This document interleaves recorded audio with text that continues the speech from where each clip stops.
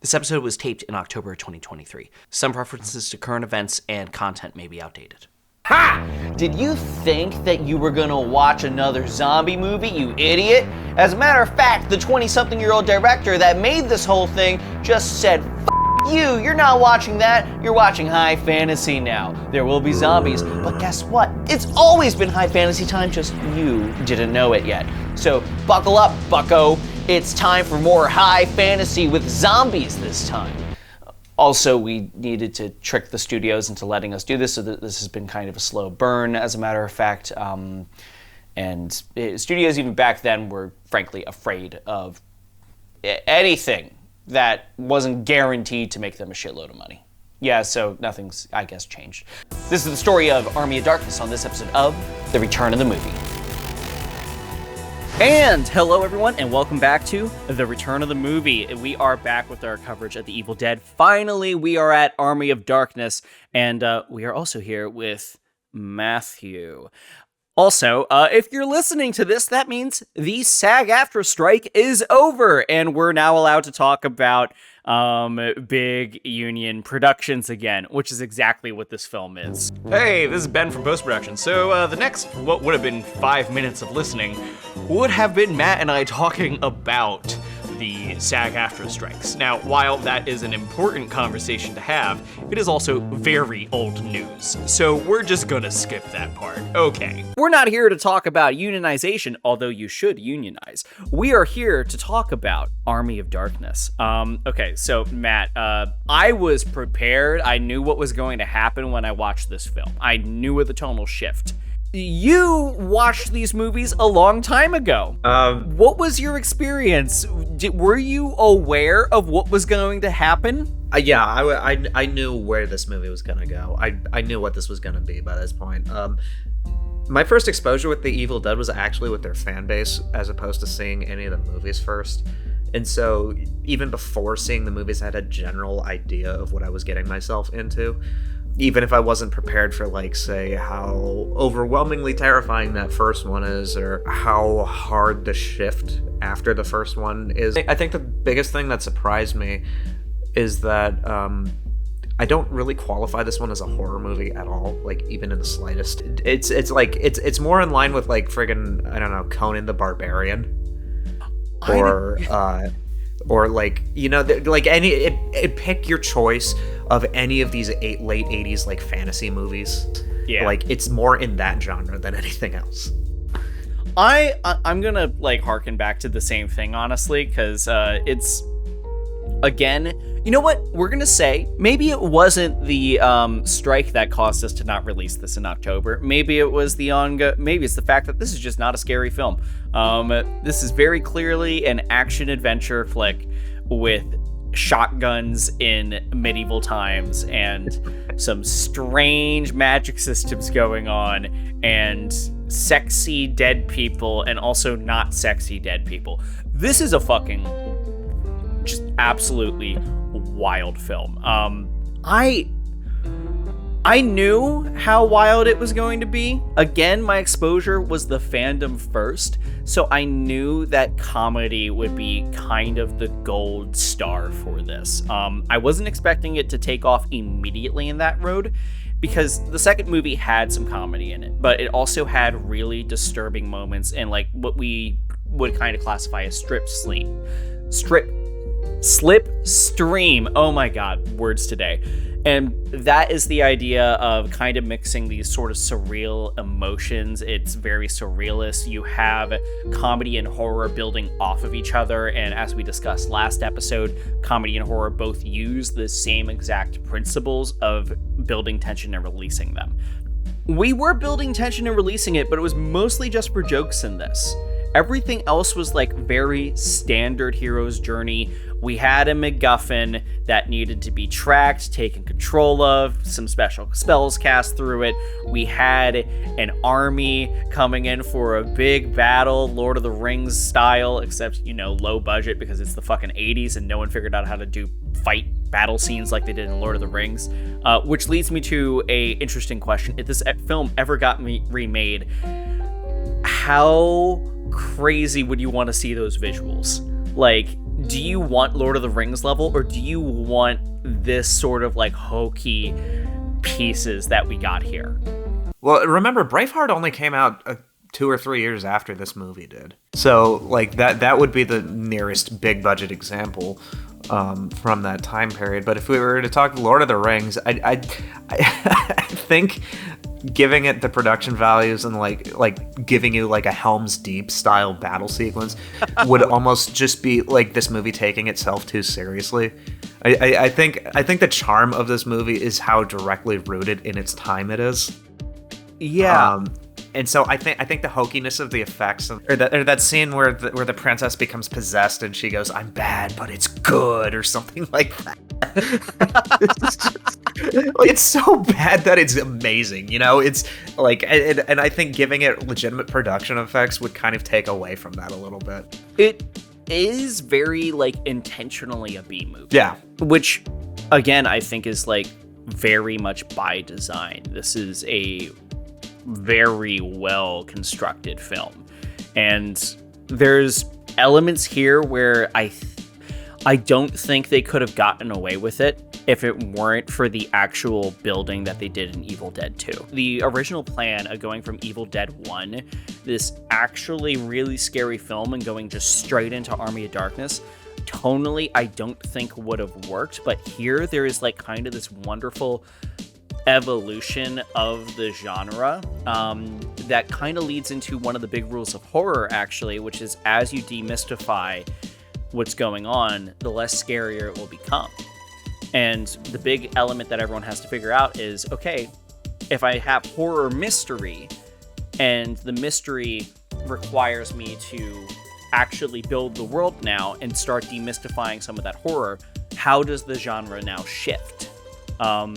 Which, in this one, they chose absurdist comedy. And also, fantasy? Question mark? I mean, I don't think there's any doubt that it's high fantasy. It's just very questionable, some of the choices that they were making along the way. So the interesting thing about this being the intended sequel, they knew they wanted to go in this direction as early as 1981 while they were still on the set of the original Evil Dead movie.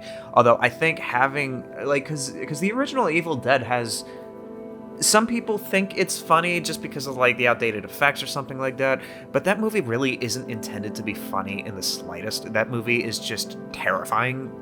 It would have been too big of a whiplash. You needed that second bridge film. And the only reason they did that second film the way they did is because the only person who's willing to give them financing to make another Evil Dead movie gave them the money under the conditions that they would hearken closer to the original. They also realized that they needed a few more $1 million in the bank to pull off Army of Darkness.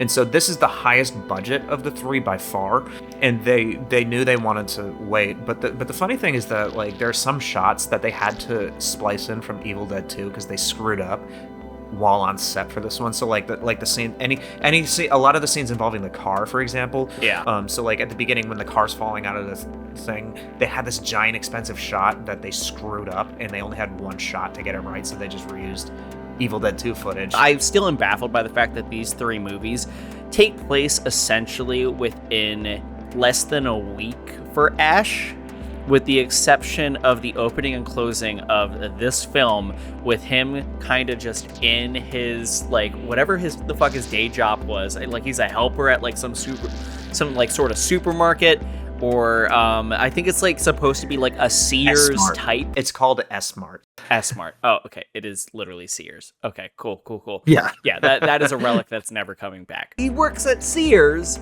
and then we cut back to him at the end, and he doesn't have a hand, and you realize that he's just been telling this story to some poor person that had to listen to him tell this batshit crazy story about why his girlfriend's dead and how he got back here, and he's like, they could have made me king of everything. And I'm like, how have you not been arrested? You just talked about, like, your girlfriend dying. You had to kill her. Because now everything's been recontextualized to, he told the story of Evil Dead 1 and 2 to this coworker, and now is talking about how he also went back in time, met King Arthur, not in England, by the way, in like what's supposed to be an African country based off of the map that we saw in either Evil Dead 2 or this film. And then the guy just has to go, yeah, man, that's crazy.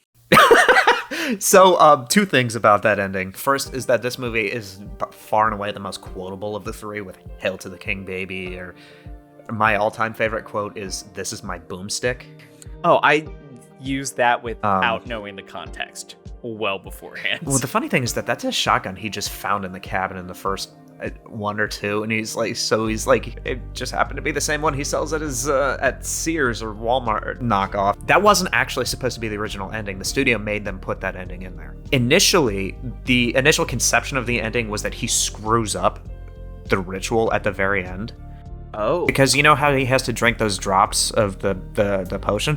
Yes. He takes too many. The original conception of the ending was that he wakes up in this post-apocalyptic, like, Mad Max-style future and has to fight his way back to his original time in, like, this Mad Max world. So the initial conception of the ending was to go in an even more ridiculous direction. The studio hated it and then made them change it. And so they put in this ending as, like, a little epilogue where he, like, after all this, after being this epic hero, he just goes back to his job as, like, a convenience store employee.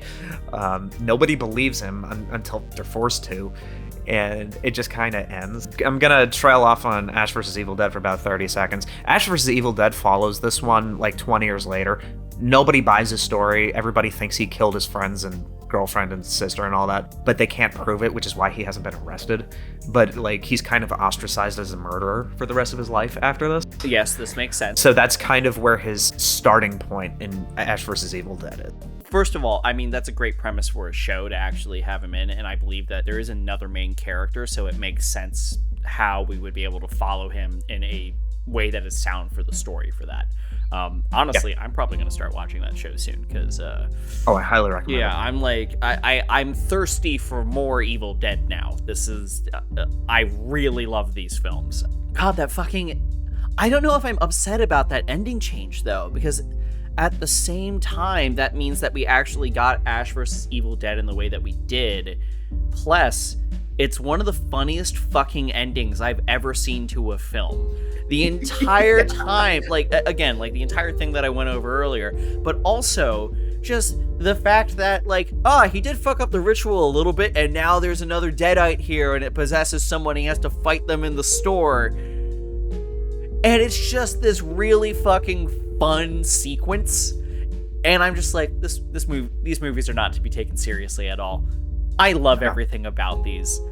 I have not had that much fun watching a like horror comedy in a very long time, because a lot of horror comedies try to be meta and deconstructive, where again, this is just trying to be absurdist. Well, I think part of the thing is that, like I said, Evil Dead 2 was where we really first saw this out of Bruce Campbell as an actor. Just the physical comedy and physical intensity he brings to these roles. And one of the things they did to bring this out is that when he's fighting like flying Deadites or miniature versions of himself, a lot of times he was just, Sam Raimi pranked him as much as he could on set. So like, you know the scene where he's getting like rocks thrown at him? They told him that they were going to be throwing fake rocks, but they threw heavy potatoes at him to like piss him off. They gave him like the most convoluted fight choreography to remember, and then refused to tell him where the Deadites were coming from. And so it just led to him just like standing on set in front of a camera for like hours at a time, just swinging a chainsaw wildly at nothing. And then sometimes they would just like put them in CG, and then they would make him do like 30 plus takes of these fight scenes just to like bring out that like sheer sense of just exhaustion, and just like, you can tell he's like, what the fuck am I doing here? And they really wanted to heighten that as much as they could. You know, it's funny because, like, so I always knew that Sam Raimi and Bruce Campbell were connected, but I didn't realize until we started covering this, like, how far back they went with each other. And, like, that's kind of a relationship that, as a director, you can only really have with talent that you are close friends with. Because otherwise, other actors would probably walk off the set if they were being fucked with that much. they're like everything, like especially the video that you did going back into the actual Within the Woods and the original creation of the Evil Dead, you can really see like how far back these filmmakers went together, and it's utterly phenomenal, that relationship that they have and the way that it transfers into this product. Okay, so you brought up the mini guys, and this brings up a question for me. Okay, how does Deadite possession actually work now? Because beforehand, it was just you get possessed by a spooky ghost, and now you are rotting. And now there's suddenly at one point 3 little ashes that are evil, and then I believe they get into him somehow, and then Ash has another evil him growing off of him, and then it splits off. Did I miss something?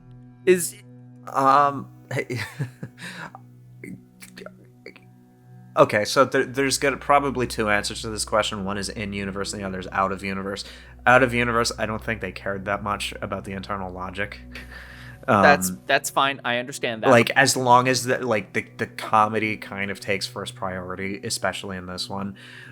So whatever is the funniest possible outcome for anything, they probably went with that and then retroactively changed the logic earlier. If you want to look at like an in-universe, I guess, hypothesis, you could say that like with the possession, and even though these demons clearly had some physical presence in the earlier movies, we never quite see what it is. Like you are almost only see these like when they're not possessed. It's like The Thing. I just watched it last night, so it's where my head's at. It's like The Thing, where like you never actually see the physical form of this alien creature. You just see the aftermath of after it's possessed and deformed people. And so the first 2 movies are kind of like that, but in the second, and part of the reason is that they're only portal into the modern, at the time of the story, world is through that book. Except in this time, he's in their playground instead of the other way around. So it's just like more potent magic at this point? That would be my guess, because it's like they have a definitive physical presence. You actually get to see what they look like in this one.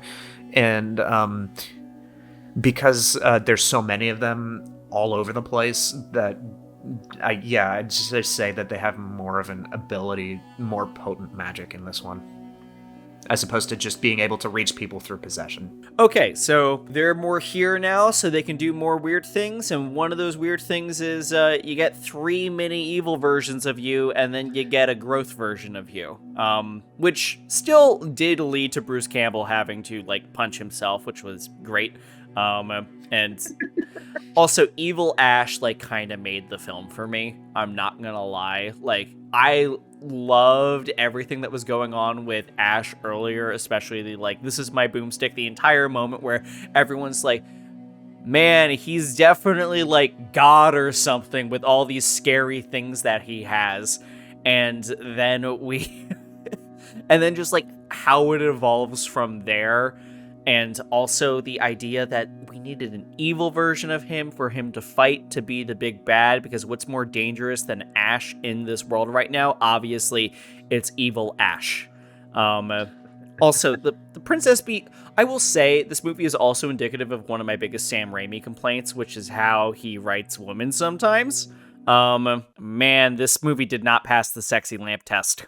No, it doesn't. Man, I don't know, like, it became less of a sexy lamp when she became evil, but you could also argue evil sexy lamp, because I don't remember her being very good in even a fight or, like, as a threat as evil version of her. But evil version of her hams it the fuck up, and so she's a fun presence when that happens. You can have a fun lamp. That's why it's called the sexy lamp test. For those of you that might be out of the loop, when we're talking about sexy lamp, we mean if this character, normally female, can be replaced by an inanimate object and still have the same outcome on the story, it does not pass what we call the sexy lamp test. Yes, and also it harkens back to A Christmas Story, which is, if you don't know that film, What are you doing here? That's absolutely obnoxious of you. It's a hot take, not actually my favorite Christmas film. Man, I hope the strike's over by Christmas so that we can actually talk about some Christmas films. Holy shit. What is your favorite Christmas film? Oh, Muppets Christmas Carol, by far. So one of the pieces that we've talked heavily about with this film is the idea of the evolution of a trilogy. And the theme of this season 3 of The Return of the Movie, is specifically going to be about original trilogies. It is specifically about the idea of films that were made with the intention of coming together. Not something that was made because it was mandated by a studio, not something that was made because it was a cash grab, but something that was always supposed to be a 3-part story. Do you think that this film actually accomplished that? It's hard to say for a couple of reasons. The first of which is that this was actually the intended second film, and so like I don't know that they ever wanted it to be a trilogy, so to speak. The other thing is that they also leave it super open-ended, implying that Ash is going to have more misadventures with these things along the way. I don't know, man. Just seeing all 3 of these films together in context is such a wild experience, just because of how different each one is from the other. And so, like, if you watch that first one and then just jump straight into this, you're going to be so lost and so confused as to what and why is happening that I think in terms of the evolution of a trilogy, while it may not have been intentional, it does wrap it up like way better than it probably has any right to, just because just because of how hard it commits to the absurdist direction, taking notes off of Evil Dead 2. And I don't know, I love that he just goes through this hero's journey and then just ends up once again at a crappy day job and nobody believes him. There's just something just hilarious to me about that, and it's so fitting for this universe, and I think like the tone that Sam Raimi and Bruce Campbell developed. And you would have a really, really satisfying watching experience if your only exposure to the Evil Dead was these first 3 movies. I mean, that's what I had. I had a very satisfying watching experience. I feel like for me, when I watch these films, if I were to watch them back to back, the only thing that would throw me off would be the beginning of The Evil Dead 2, because it's a recap. And it's not only a recap, it's a minor retcon. So when that's happening, I feel like that is the biggest sign that this trilogy was not intended to be a trilogy. But at the same time, with the knowledge of what was intended, the idea of jumping from Evil Dead 1 to Army of Darkness, I don't think it would have worked. And it's not just that, but like if they made Army of Darkness directly out of Evil Dead, tonally, it would have had to have been a different movie. There are ways in which you can make horror in a period piece or a fantasy piece work. Dark fantasy does exist. I don't think, though, that it is something that has been done incredibly well in film, especially in the 80s. At this time, we were really just starting to crack sci-fi and how that worked. You mentioned The Thing earlier, and that's one of my favorite all-time horror films ever. But that is not a period piece. It's science fiction. There's a lot of really cool visuals that are done. We were able to do Alien because science fiction, but the thing is with prop design and movie makeup and all that stuff. Hey, Ben from post-production again. What I mean by this is prop design in horror. You have to not show a lot. Yes, that makes more sense now. And the issue with dark fantasy and fantasy in general is that it's all actually about experiencing the fantastic up close and personal. Well, I also think that, like, talking about stakes for a moment, it's a lot more horrifying when it's 4 people in a cabin, trapped in the woods that seem to be intentionally keeping them there, being possessed and attacked by a demon they can't see, fight, or understand, as opposed to an army of orcs. basically, going back to the Lord of the Rings. Yeah. Like when you it's a matter of scale. So like and this is my big problem with like the Marvel movies over the course of the last like 10 years or so. When you have every single villain wanting to destroy or take over the world in some fashion, it just kind of turns into white noise, because you know they're not going to do it, and even when they do it with Infinity War, it gets undone in the next movie. The thing is that our minds are not built to handle world-ending stakes like that on the scope it's presented. If you present this as like reality if you're presenting the story within our reality, if you're taking, again, Lord of the Rings, you take Lord of the Rings, that's in a fictional universe that you don't know the outcome for, or like Star Wars or something. But because this is our reality, we're gonna have a little bit more connection to it, and it's gonna be like, okay, you know the world's not gonna get blown up. Yeah. But at the same time, actually, like if we're talking about Lord of the Rings, the Lord of the Rings, actually, if you're talking about the first film, is kind of a masterclass on tension and horror in a fantasy setting. The entire sequences of that first film revolving around the ring wraiths actually chasing the hobbits. Spoilers for Lord of the Rings. And if you haven't seen Lord of the Rings, what the fuck are you doing listening to this podcast? Abraham watched it for the first time this year. Really? Yes. He's now been educated. I mean, I didn't see Titanic until a few months ago, so that's mine. See, okay, you know what? I just undid all my credibility there. It's all about progression of stakes. Like, you have to get to the point where the end of the world can actually be on the table before just introducing it. The immediate threat in something that is supposed to be actually horrifying can't be there's a giant army of undead that have like actual demons like running them, and they're gonna come here and destroy things, because that will immediately, it's not that it would wreck suspension of disbelief, but it wouldn't be relatable to what these characters might actually fear. Because if you start out with some small characters, the answer to that is abandon your post and go somewhere else. But when you present it as comedy, and you present it as someone that's their goal is to try and get back home, and in order to do so they need to stay here and fight this war even though they really don't want to, it works so much better as a story. So I will actually say I think Evil Dead might be one of the best cases for studio intervention in an original trilogy. Also, I will say the studio intervention that worked was not from a major studio. It was from a minor one that doesn't even exist in. Well, actually, it might exist. I gotta go. This was Universal, wasn't it? No. The Evil Dead 2 did not have a major studio. Double check. Oh, we're talking ED2. Okay, yeah, Universal was not involved until Army of Darkness, which is why this is coming out not in October. Or if it's coming out in October, it's because the strike ended like a day ago.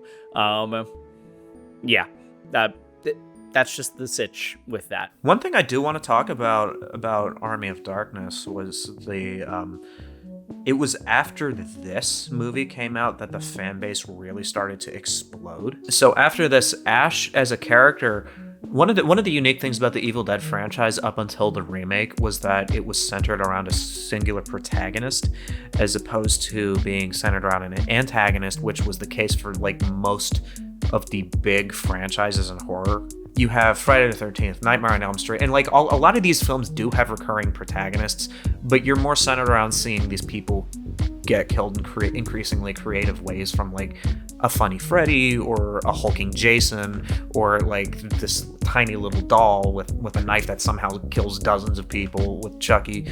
I guess you could say the Aliens movies are a little bit different in that regard, but they're kind of their own thing as far as horror and sci-fi are concerned. Yeah. I guess Terminator, depending on how you classify has Terminator. a little bit that going on, but it definitely, unfortunately for itself, it jumped the shark undoubtedly at a very early point. I feel like Terminator is one of those things where I can only give maybe the first 3 movies credence. But the main point I wanted to get to with this is that this fan base just became so passionate about these movies after this. Like, Ash became since becoming the main figure of the series, he started appearing in like comics. There was like Freddy versus Jason versus Ash crossover comics, and so like even the later Friday the 13th movies ostensibly take place in the same universe, because like there's a character in one of the, I think part 9 or something like that, that finds the Necronomicon, and so he cemented his place as like a horror figure with these 2 movies. And like after that, there was a musical that came out, there were video games, there were people always clamoring for Army of Darkness Part 2, which Sam Raimi himself said he was kind of interested in doing. The main movies took a left turn from there by hiring Fede Alvarez and doing the remake, and so we have 2 different kind of directions that this franchise is currently going off of, and one is following up Army of Darkness and following that tone with the Bruce Campbell side of it, and then the other is a more stripped back, following the more horror-based tone of the first one, which is what the last 2 movies have done. Question. And I was going to end the podcast, but I now have to ask this because now I know that there is Ash versus other horror figures. So one of the biggest things that exist in horror is power creep and power scaling. So if you don't know what that term is, power creep refers to how incredibly just more powerful these monsters or main characters might get throughout their series, and how that can sometimes limit the story in certain ways. And power scaling is a fan activity in which it's very common in anime, but it also exists in horror, where you take 2 characters and you decide who could kill the other. Like a big one in the horror community is Jason versus Michael Myers. And then in anime, you'll have Goku, and then everyone will be like, no, Sailor Moon would body him in an instant. It's Sailor Moon. And this kind of debate will continue. Is Ash involved in these conversations and I don't know about it? I mean, probably. Like I said, there are actual, I think, Marvel comics or some... I forget which producer does it, but there are actual comics of him fighting, like, Jason and Freddy, so... So, okay, So clearly those conversations existed somewhere.